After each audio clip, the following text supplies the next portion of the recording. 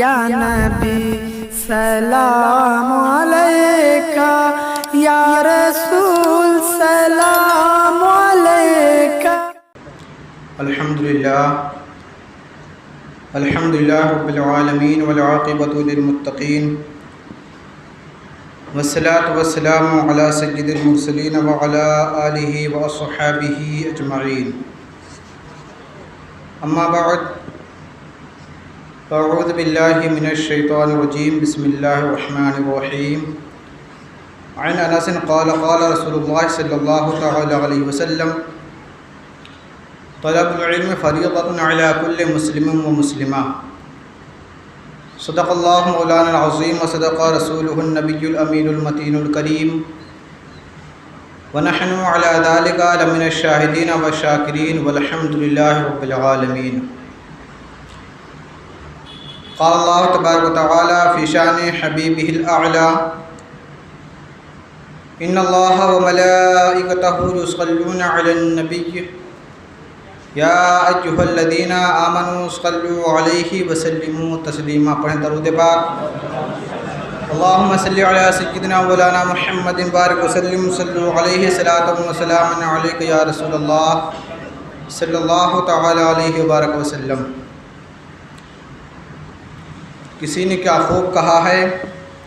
کہ یہی ہے آرزو تعلیم قرآن عام ہو جائے، یہی ہے آرزو تعلیم قرآن عام ہو جائے، ہر ایک پرچم سے اونچا پرچم اسلام ہو جائے، ہر ایک پرچم سے اونچا پرچم اسلام ہو جائے۔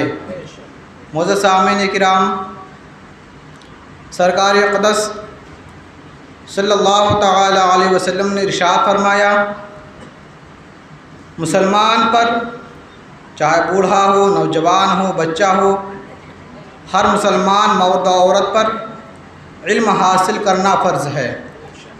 دوسری جگہ اللہ کے رسول صلی اللہ تعالی علیہ وآلہ وسلم نے ارشاد فرمایا، اطلب العلم من المہد الی اللحد، یعنی آغوش مادر سے لے کر آپ کی جب ولادت ہو رہی اس وقت سے لے کر قبر میں جانے تک علم دین حاصل کرو۔ سرکار اقدس صلی اللہ تعالی علیہ وسلم کے فرمان کے مطابق اللہ کے رسول صلی اللہ تعالی علیہ وآلہ وسلم نے جو ارشاد فرمایا، احادیث کریمہ میں جو حدیث موجود ہیں ان سے پتہ یہ چلا، معلوم یہ ہوا کہ کوئی انسان کا وقت مقرر نہیں ہے کہ فلاں وقت سے فلاں وقت تک علم دین حاصل کرنا چاہیے۔ یعنی بچپن میں اگر ہم تعلیم حاصل کر رہے ہیں تو جوانی میں تعلیم حاصل نہیں کر سکتے ہیں، اگر ہم جوانی میں تعلیم حاصل کر رہے ہیں تو بڑھاپے میں تعلیم حاصل کر رہے ہیں، نہیں کرنا چاہیے۔ ایسا کوئی وقت سرکار اقدس صلی اللہ تعالی علیہ وآلہ وسلم نے متعین نہیں فرمایا، بلکہ مطلقاً حضور صلی اللہ تعالی علیہ وآلہ وسلم نے ارشاد فرمایا، یعنی انسان جب پیدا ہوتا اس وقت سے لے کر سرکار اقدس صلی اللہ تعالی علیہ وسلم نے فرمایا، یعنی قبر کے آغوش تک انسان کو علم دین حاصل کرنا چاہیے۔ یعنی جب انسان کو وقت معلوم کو ہم کو یہ مسئلہ نہیں معلوم ہے، فوراً اس کو عالم دین سے پوچھنا چاہیے، اس میں شرم و حیا کوئی بات نہیں ہونی چاہیے۔ حضرات محترم، جب انسان علم دین حاصل کرتا ہے تو اس کے تعلق سے اللہ رب العزت قرآن مجید کے اندر ارشاد فرماتا ہے، انما یخشی اللہ من عبادہ العلماء۔ آج ہم دو چار لوگ بیٹھ کر بات کرتے ہیں کہ بلا فلاں شخص رب قدیر سے بہت ڈرتا ہے، فلاں انسان بہت اچھا ہے، فلاں پولیٹیکل انسان بہت ڈرتا ہے عام جنتا سے کہ وہ اپنے جنتے کے لیے، اپنے ووٹ مانگنے کے لیے، وہ انسان نمازی اور رب تبارک و تعالیٰ سے بہت ڈرتا ہے، وہ انسان روزہ رکھتا ہے، اس کے مطلب وہ انسان اللہ رب العزت سے بہت ڈرتا ہے۔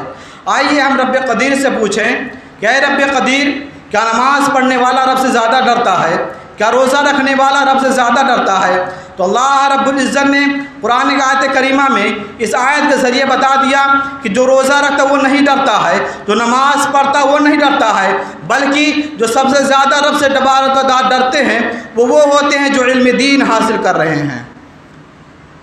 جو علماء کرام ہوتے ہیں وہ سب سے زیادہ رب قدیر سے ڈرتے ہیں۔ انما یخشی اللہ من عبادہ العلماء، جو رب تبارک و تعالیٰ جن کے دل میں خشیت الہی ہے، جو رب تبارک و تعالیٰ سب سے زیادہ ڈرتے ہیں، وہ کوئی اور نہیں بلکہ وہ علماء کرام کی ذات ہوتی ہے۔ حضرات محترم،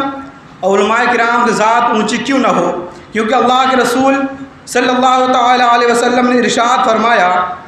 حضرت ابو حمامہ باہلی رضی اللہ تعالی روایت کرتے ہیں کہ رسول کریم صلی اللہ تعالی علیہ وسلم کے سامنے دو آدمیوں کا ذکر کیا گیا، ایک ان میں سے عابد تھا اور دوسرا عالم۔ سرکار اقدس صلی اللہ تعالی علیہ وسلم نے ارشاد فرمایا، عابد پر عالم کی فضیلت ایسے ہے جیسے میری فضیلت تمہارے ادنا آدمی پر ہے۔ پھر حضور صلی اللہ تعالی علیہ وسلم نے ارشاد فرمایا، بھلائی سکھانے والے پر خدا تعالیٰ کی رحمت نازل فرماتا ہے، اور اس کے فرشتے نیز زمین و آسمان کے رہنے والے، یہاں تک کہ چونٹیاں اپنے سوراخوں میں اور مچھلیاں اپنے سمندر میں اس کے لیے دعائیں مغفرت کرتی رہتی ہیں۔ کس کے لیے؟ جو عالم دین ہوتا ہے اس کے لیے۔ اور میں آپ کو بتا دوں، میں ہمیشہ کہتا رہتا ہوں، بڑے بڑے ڈاکٹر، بڑے بڑے انجینئر، بڑے بڑے پروفیسر کی بات جھوٹی ہو سکتی ہے، مگر حضور کا فرمان جھوٹا نہیں ہو سکتا ہے۔ دوسری جگہ اللہ کے رسول صلی اللہ تعالی علیہ وسلم ارشاد فرماتے ہیں، حضرت قطیع بن قیس رضی اللہ تعالی عنہ اس حدیث کے راوی ہیں، ایک شخص دمشق کی مسجد میں بیٹھا تھا۔ حضرت ابو درداء، بے شک میں اللہ کے رسول صلی اللہ تعالی علیہ وسلم شہر مدینہ سے طیبہ سے سن کر آیا ہوں کہ آپ کے پاس کوئی حدیث ہے جسے آپ رسول اللہ صلی اللہ تعالی وسلم سے روایت کرتے ہیں، اور میں کسی دوسرے کام کے لیے نہیں آیا ہوں، فقط علم دین یعنی حضور کی حدیث سننے کے لیے آیا ہوں۔ حضرت ابو درداء رضی اللہ تعالی عنہ نے کہا، میں نے رسول کریم صلی اللہ تعالی وسلم کو فرماتے ہوئے سنا، جو شخص علم دین حاصل کرنے کے لیے سفر کرتا ہے تو اللہ تعالیٰ اسے جنت کے راستوں میں سے ایک راستے پر چلاتا ہے، اور طالب علم رب کی رضا حاصل کرنے کے لیے فرشتے اپنے پروں کو بچھا دیتے ہیں، اور ہر وہ چیز جو آسمان و زمین میں ہے، یہاں تک کہ مچھلیاں پانی کے اندر عالم کے لیے دعا استغفار کرتی ہیں۔ اور عالم کی فضیلت عابد پر ایسے ہے جیسے 14ویں رات کی چاند کی فضیلت ستاروں پر ہے۔ اور علماء کرام کا ترکہ دینار درہم نہیں ہے، انہوں نے وراثت میں صرف علم چھوڑا ہے، اور جس نے اسے حاصل کیا اس نے پورا حصہ حاصل کیا۔ دوسری جگہ اللہ کے رسول صلی اللہ تعالی وسلم نے ارشاد فرمایا، خدا تعالیٰ جس شخص کے ساتھ بھلائی چاہتا ہے اسے دین کی سمجھ عطا فرما دیتا ہے، اور خدا تعالیٰ خدا دیتا اور میں تقسیم کرتا ہوں، حضور صلی اللہ تعالی وسلم نے فرمایا۔ اور دوسری جگہ اللہ کے رسول صلی اللہ تعالی وسلم نے ارشاد فرمایا، حضرت ابن عباس رضی اللہ تعالی عنہما سے روایت ہے، انہوں نے فرمایا کہ رات میں ایک گھڑی علم دین کا حاصل کرنا رات بھر پڑھنے سے یعنی عبادت کرنے سے بہتر ہے۔ یعنی اگر آپ رات بھر عبادت کریں، ذکر و اذکار کریں، وہ اس سے بہتر ہے کہ آپ علم دین حاصل کرنے کے لیے کسی علماء کرام کے بعد تشریف لے جائیں۔ حضرت ابن عباس رضی اللہ تعالی عنہما نے کہا کہ رسول کریم صلی اللہ تعالی علیہ وسلم نے ارشاد فرمایا، ایک فقیہ یعنی عالم دین شیطان پر 1000 عابدوں سے بھاری ہے۔ حضرات محترم، یہ جو میں نے حدیث پڑھی ہے یہ کوئی عام کتاب نہیں ہے، بلکہ دارمی شریف، مشکات شریف، ترمذی شریف، ابو داؤد شریف کی حدیثیں ہیں، جس کو حسن کہا، صحیح کہا جاتا ہے۔ یہ کتابیں، یہ حدیثیں ان کتابوں میں موجود ہیں۔ اس سے پتہ چلا، معلوم یہ ہوا کہ ہمیں سب سے پہلے، کیونکہ اللہ کے رسول صلی اللہ تعالی وسلم نے جو بچپن میں سب سے پہلے بچوں کی تعلیم کرنے کی تربیت بتائی ہے، اس میں 3 چیزوں کا ذکر فرمایا ہے۔ حضور صلی اللہ تعالی وسلم نے ارشاد فرمایا، جب بچہ پیدا ہو جائے سب سے پہلے اس کو 3 چیزیں سکھاؤ۔ پہلے جو حضور صلی اللہ تعالی وسلم نے ارشاد فرمایا، حبا نبیکم، سب سے پہلے اپنے اولادوں کو نبی کی محبت سکھاؤ۔ اس کے بعد وہ تلاوت القرآن، اور اپنے بچوں کو قرآن پاک کی تلاوت سکھاؤ۔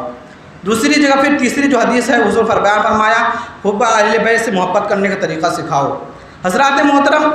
حضور صلی اللہ تعالی علیہ وآلہ وسلم نے بچپن ہی سے علم دین حاصل کرنے پر توجہ کیوں فرمائی؟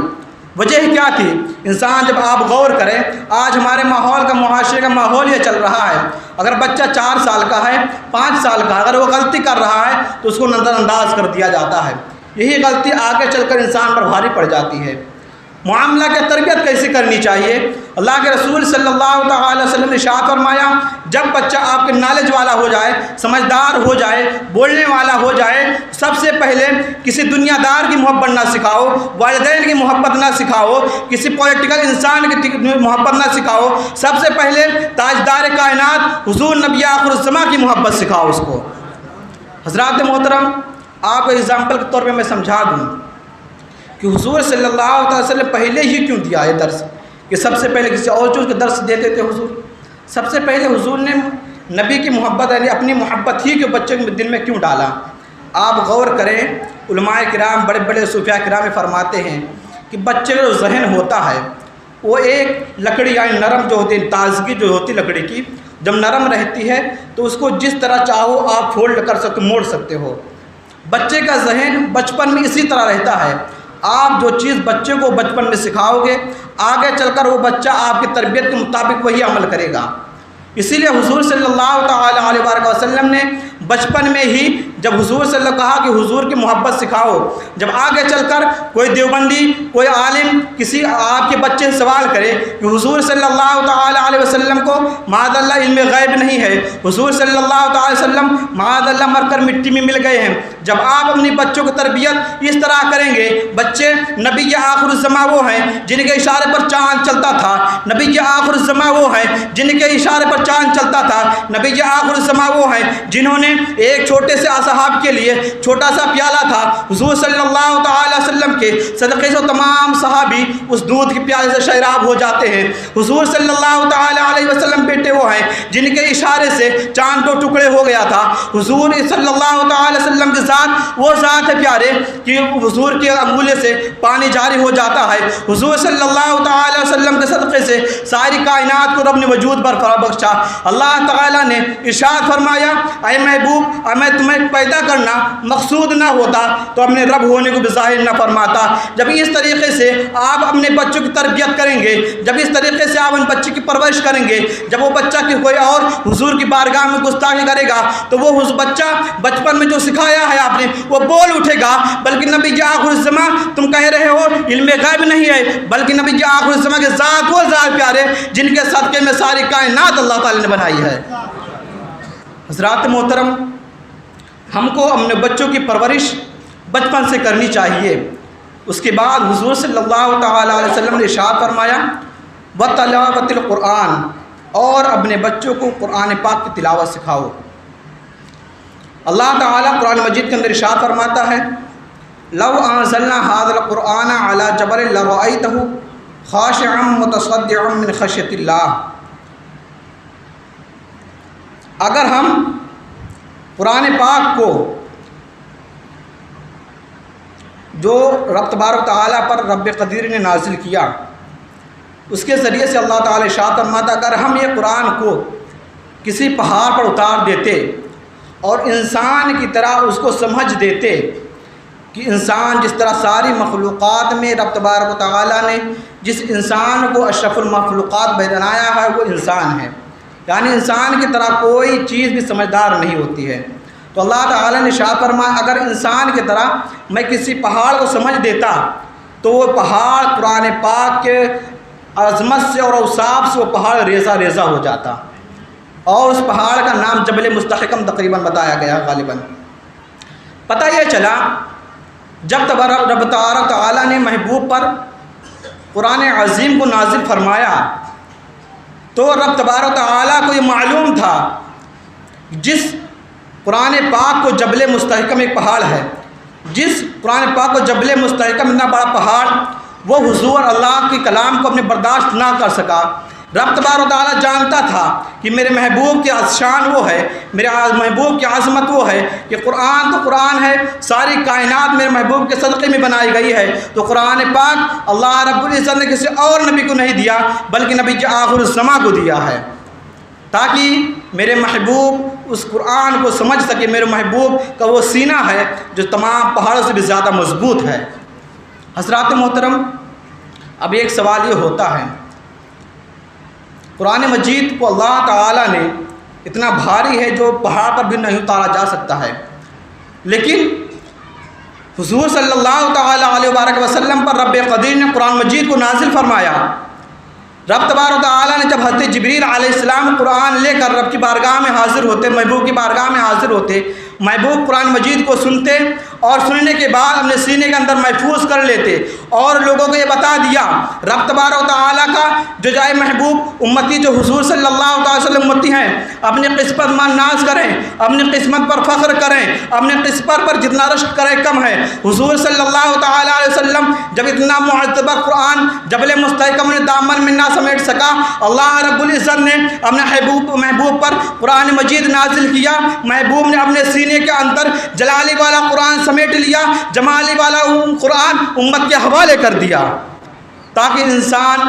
حضور صلی اللہ علیہ وسلم کی امتی جو ہیں وہ جمال یعنی حضور صلی اللہ علیہ وسلم کے قرآن جو نازل کیا گیا رب تبارک و تعالیٰ پر وہ حضور کے ذریعے سے امت محمدیہ تک پہنچی۔ اور حضور کا معجزہ یہ ہے کہ آج حضور کے امتی چھوٹے چھوٹے بچوں نے اپنے سینوں کے اندر قرآن کو محفوظ کر رکھا ہے۔ حضرات محترم، ہمارے یہاں پہ آپ دیکھ رہے ہیں دارالعلوم اہل سنت مدینۃ العلوم جو حضرت علامہ قاری مفتی محمد اجمل حسین صاحب قبلہ ازہری نے بہت پہلے دارالعلوم اہل سنت مدینۃ القیام عمل میں آیا تھا، اس میں حافظ بچے قرآن کو حافظ قرآن بن رہے ہیں، قاری قرآن بن رہے ہیں۔ حضرات محترم، رب تبا یہی وہی قرآن ہے جس کو جبل مستحکم بھی اپنے دامن میں نہ سمیٹ سکا۔ اللہ کے رسول صلی اللہ تعالی وسلم کی امتی کے بچے جو ان کے امتی وہ چھوٹے چھوٹے اپنے سینے کے اندر محفوظ کر رہے ہیں، یہ صرف کسی اور کا کمال نہیں ہے بلکہ نبی کے آخر الزمان صلی اللہ علیہ وسلم کمال ہے۔ حضرات محترم، قرآن کی عظمت، قرآن کی فضیلت بہت زیادہ ہے۔ آج ہم کوئی بھی عالم دین اپنی تقریر میں یہ نہیں کہتا ہے کہ آپ حضرات اپنے بچوں کو انجینئر مت بناؤ، ڈاکٹر مت بناؤ، پروفیسر مت بناؤ، لیکچرار مت بناؤ، مگر عالم دین یہ ضرور کہتے ہیں کہ جہاں آپ دنیاوی تعلیم کے حساب سے آپ اپنے بچوں کو انجینئر بنا رہے ہیں، ڈاکٹر بنا رہے ہیں، پروفیسر بنا رہے ہیں، لیکچرار بنا رہے ہیں، وہاں پر یہ بھی تعلیم دو کہ آپ کا بچہ حافظ قرآن بن جائے۔ آپ کا بچہ جب حافظ قرآن بن جائے گا، حضور صلی اللہ تعالیٰ علیہ وسلم کی حدیثیں سن کر ان کے سنت پر عمل کر کر جب آپ کا بچہ کہیں جائے گا تو انشاءاللہ تعالیٰ اس کی دنیا بھی کامیاب ہو جائے اور آخرت بھی کامیاب ہو جائے گی۔ یہ جب کب ہوگا؟ جب آپ اپنے بچوں کو تعلیم دین دیں گے، علم دین دیں گے، حضور صلی اللہ تعالی وسلم اسوہ حسنہ سکھائیں گے۔ حضرات محترم، آج ہم اگر پوری دنیا کے ماحول کا جائزہ لیا جائے تو آپ کو یہ پتہ چلے گا 100 میں سے 5% ایسے ہیں، مدارس ہیں یا اسکول ہیں یا کالج ہیں یا یونیورسٹیز ہیں جہاں پر علم دین یعنی دنیاوی تعلیم کے ساتھ ساتھ دنیاوی تعلیم دینی تعلیم کا بھی اہتمام ہو۔ اگر دینی تعلیم وہاں پہ ہے تو دنیاوی تعلیم نہیں ہے، اگر دنیاوی تعلیم ہے وہاں پہ تو دینی تعلیم نہیں ہے۔ لائق مبارکباد مہاڑا والو آپ لوگ جنہوں نے حضرت علامہ اجمل حسین صاحب قبلہ ازہری نے اس وقت کے ماحول کو دیکھ کر آپ کے رشک کرنا چاہیے اپنی قسمت پر کہ آپ کا گائیڈر آپ کی قیادت جو کر رہا ہے وہ تمام انسان میں سب سے افضل و اعلیٰ ہے، اور اس کی سوچ جہاں آپ کی ختم ہو جاتی ہے وہاں سے اس انسان کی سوچ شروع ہوا کرتی ہے، اور اس سوچ اس کو کوئی اور نہیں بلکہ عالم دین کہتے ہیں۔ حضرات محترم، جب حضرت علامہ قاری اجمل حسین صاحب قبلہ ازہری نے اس دنیا کا معائنہ کیا اور انہوں نے سوچا پورے یونیورسٹی کالج اور پروفیسر جو بنتے ہیں انہوں نے دیکھا کہ اگر بچہ پروفیسر بن رہا ہے حافظ قرآن نہیں ہے، اگر بچہ ڈاکٹر بن رہا ہے حافظ قرآن نہیں ہے، بچہ آپ کا انجینئر بن رہا ہے، پروفیسر بن رہا ہے، دین کی تعلیم اس کے اندر نہیں ہے، والدین دنیا سے چلے جاتے ہیں، وہ بچہ ہاتھ جا کر دعا نہیں مانگ سکتا ہے، وہ بچہ قبر پر جا کر فاتحہ نہیں پڑھ سکتا ہے، لیکن لائق مبارکباد ہو مہاڑا والے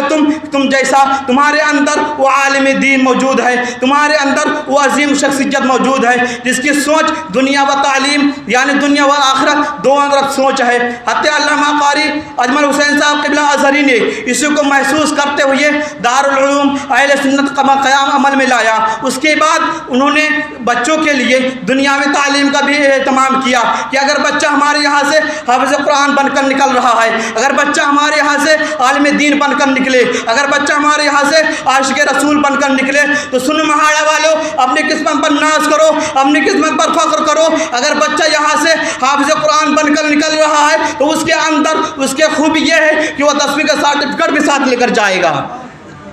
حضرات محترم، آپ مدرسے میں بیٹھے ہیں، آفس میں بیٹھے ہیں تو آپ کو پتہ چلے گا ہمارے یہاں پر بچوں کے 10ویں تعلیم تک بھی اہتمام کیا گیا ہے۔ 6-7 بچے ایسے ہیں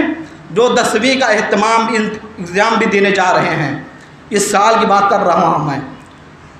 حضرت علامہ اجمل حسین صاحب قبلہ ازہری نے جو کام کیا ہے بڑے بڑے لوگ نہیں کر سکتے ہیں۔ اور میں آپ کو بتا دوں کہ آج سے بہت پہلے جب حضرت علامہ اجمل حسین صاحب قبلہ ازہری اس مہاڑا میں تشریف لائے تھے تو اس مہاڑا کو کرائم جرائم کا اڈہ کہا جاتا تھا۔ اس وقت کوئی شخص گئے تھے حضرت علامہ عبدالرحیم صاحب قبلہ کے پاس اور انہوں نے وہاں سے حضرت کو لے کر آئے تھے یہاں امامت کرنے کے لیے۔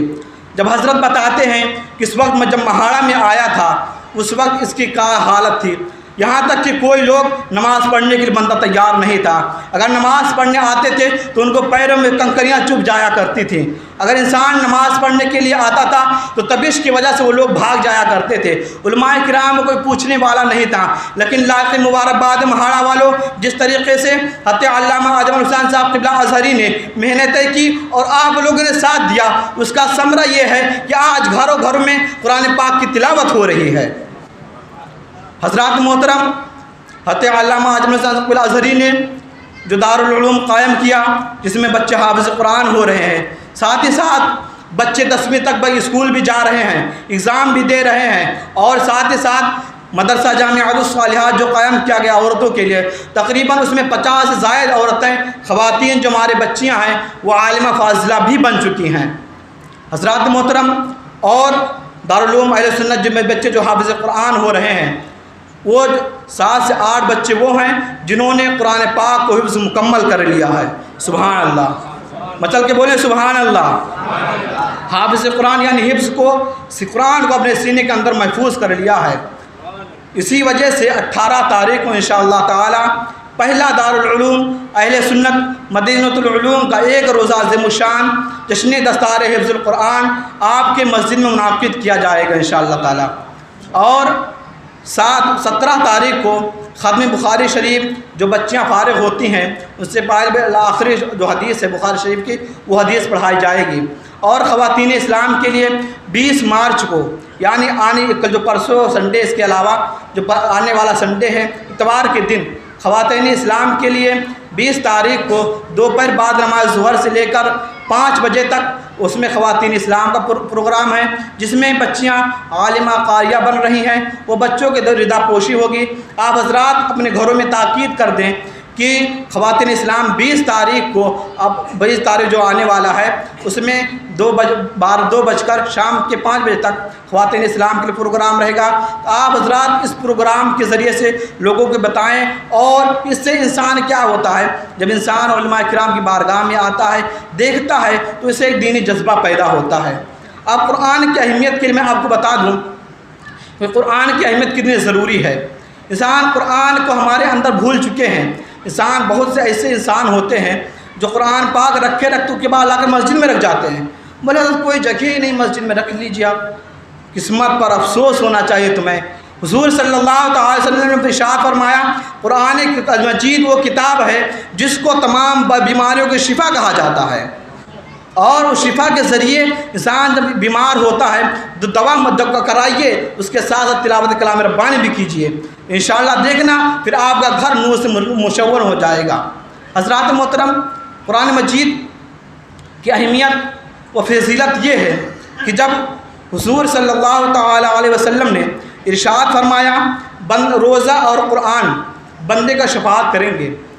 رب تبارک میدان محشر میں جب قیامت قائم ہوگی، نفسی نفسی کا عالم ہوگا، کوئی کسی کا فرسان حال نہ ہوگا، بیٹا باپ سے بھاگے گا، ماں بیٹی سے بھاگے گی، وہاں پر قرآن کہے گا آ کر پروردگار عالم وہی انسان وہ ہے جو دنیا میں عام انسان سے بات کرنے میں نے اس سے روکا تھا، پروردگار عالم یہی انسان وہ ہے جو سونے کے لیے میں نے ان سے روکا تھا اور یہ بندہ قرآن پاک کی تلاوت کرتا تھا، پروردگار عالم قرآن کہے گا بندہ یہ وہ ہے جو گپ سڑاکی کے لیے اپنے دوستوں سے ٹائم نکال کر مجھ سے اگر تلاوت کلام ربانی کرتا ہے، پروردگار عالم آج میری مرضی یہ ہے اور تیری بارگاہ میں دعا یہ ہے پروردگار عالم اس کے گناہوں کو معاف فرما دے، اسے جنت عطا کر دے۔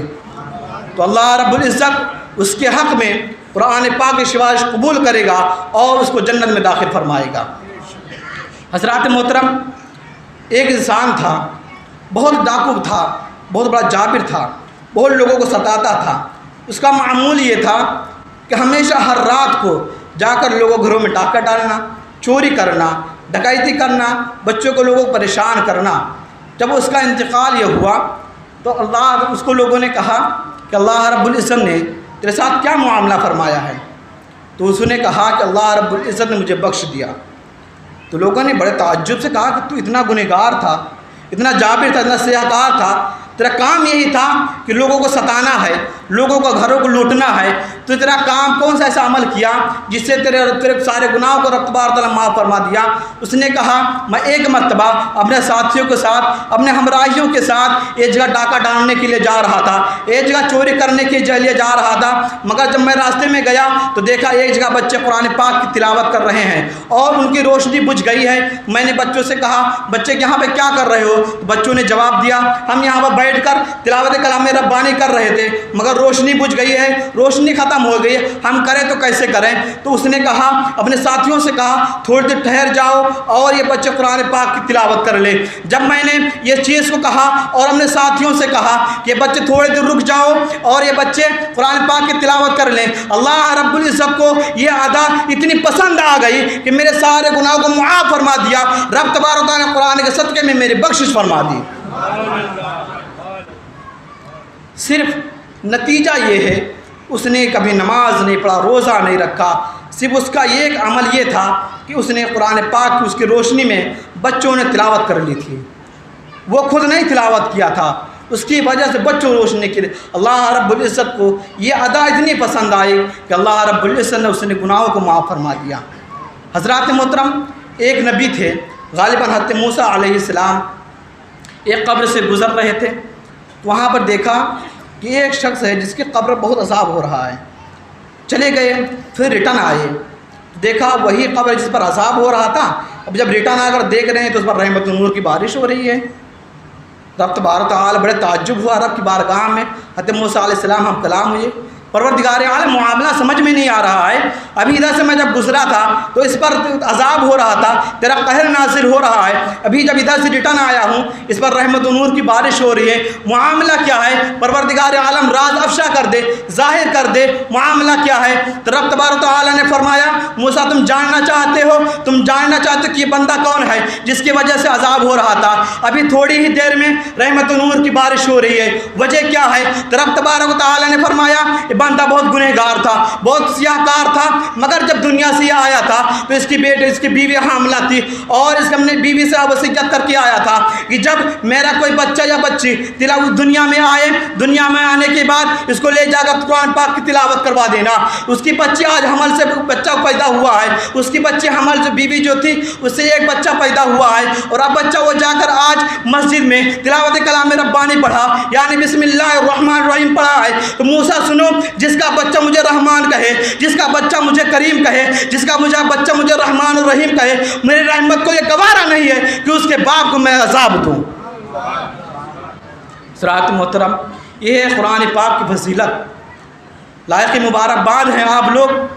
کہ آپ علامہ قاری مفتی محمد اجمل حسین صاحب قبلہ ازہری کے شانہ بشانہ سے چلتے ہیں اور ہر قوم ہر قدم پر ان کے آپ کسی بھی طریقے سے آپ ان کے آگے پیچھے نہیں ہونے دیتے ہیں، اور حضرت نے جو ازہری اسلامک سینٹر قائم کیا ہے آپ حضرات اس میں اپنے بچوں کو ضرور تلاوت کراوائیے، قرآن مجید کروائیے، کیونکہ جب بچہ آپ کا حافظ قرآن بن جائے گا، آپ کا بچہ جب قرآن کریم کا قاری بن جائے گا، تو وہی بچہ جب آپ کے لیے دعائیں مغفرت کر کے لیں گے، رب کی بارگاہ میں ہاتھ اٹھائے گا، رب تبارک رحمت مچل جائے گی اور آپ کے گناہوں کو معاف فرما دے گا اللہ تعالیٰ۔ حضرات محترم، ہمیشہ یہاں پر علماء کرام حفاظ قرآن تشریف فرما رہے تھے آپ کے بچوں کے لیے، بھوشیہ کے لیے، کہ آپ کا بچہ حافظ قرآن بن جائے، آپ کا بچہ قرآن پاک کی تلاوت کرنے لگ جائے۔ اسی لیے دارالعلوم اہل سنت قیام عمل میں آ چکا ہے، جس میں بچے حافظ قرآن بھی بن رہے ہیں، قاری قرآن بھی بن رہے ہیں، اور ساتھ ہی ساتھ اسکول سے بھی جوائن کر دیا گیا ہے، اور بچے 10ویں تک بھی انٹر بھی کر سکتے ہیں۔ حضرات محترم، قرآن کریم کی اہمیت و افادیت بہت بڑی ہے۔ ایک شخص قرآن کریم پڑھنا بھی نہیں جانتا تھا، نماز پڑھنا بھی نہیں جانتا تھا، وہ صرف مسجد میں آ کر بیٹھا رہتا تھا۔ جب اس کا انتقال ہوا، لوگوں نے کہا اللہ رب العزت نے تیرے ساتھ کیا سلوک کیا، کیا معاملہ فرمایا؟ تو اس نے کہا اللہ رب العزت نے مجھے بخش دیا ہے۔ تو اس لوگوں نے کہا کہ تو اتنا نمازی بھی نہیں تھا، روزہ بھی نہیں رکھتا تھا، قرآن پاک کریم کی تلاوت بھی تجھے نہیں آتی تھی، پھر معاملہ کیسے اللہ تبارک نے کس عمل کے بعد تجھے بخش دیا؟ تو اس نے کہا میں نمازی نہیں تھا، میں روزہ دار نہیں تھا، میں قرآن کریم کی تلاوت نہیں کرتا تھا، مگر مسجد میں بیٹھ کر رب تبارک تعالیٰ کی قرآن مجید کھول کر دیکھتا تھا اور کہتا تھا صحیح ہے صحیح ہے صحیح ہے، یعنی جو بھی اس میں حرف لکھا رہتا تھا، جو بھی اس میں آیتیں قرآنیہ لکھی رہتی تھی، میں نے کہا کہ رب تبارک تعالیٰ تیرا یہ کلام ہے، تیری کتاب ہے، سچا ہے۔ اللہ رب العزت کو وہ عمل اتنا پسند آ گیا ہے کہ مجھے جنت میں تو اعلیٰ مقام عطا فرما دیا ہے۔ حضرات محترم، تو آپ حضرات اپنے بچوں کو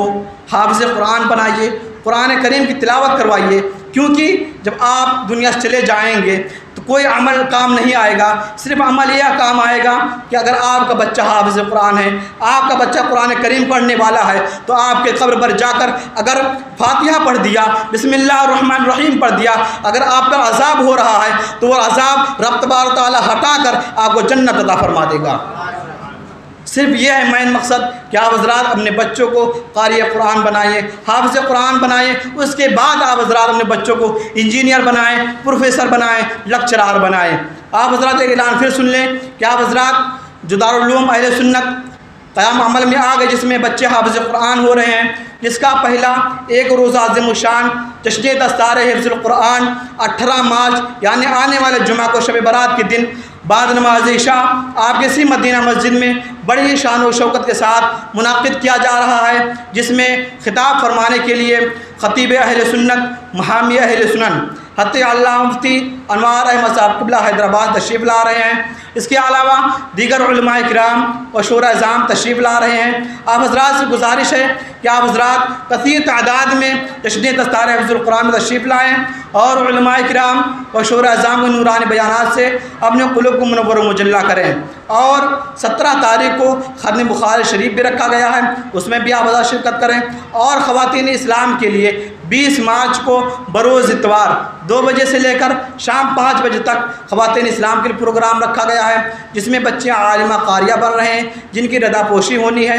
آپ حضرات اپنے خواتین اسلام سے بتا دیجئے، اپنے گھروں میں بتائیے کہ وہ خواتین اسلام بھی اس میں پروگرام میں ضرور شرکت کریں اور اپنے دینی بیدار مظاہرہ فرمائیں۔ استغفر اللہ ربی من کل ذنب ما اتوب الیہ۔ رب تبارک تعالیٰ کی بارگاہ میں دعا ہے کہ رب قدیر ہم کو اور آپ کو قرآن کریم پر عمل کرنے اور اس کو پڑھنے سننے کی توفیق عطا فرمائے، اور آپ حضرات اپنے بچوں کو ضرور بضرور قرآن پاک کی تلاوت کرنا سکھائیے۔ استغفر اللہ ربی من کل ذنب ما اتوب الیہ۔ السلام علیکم۔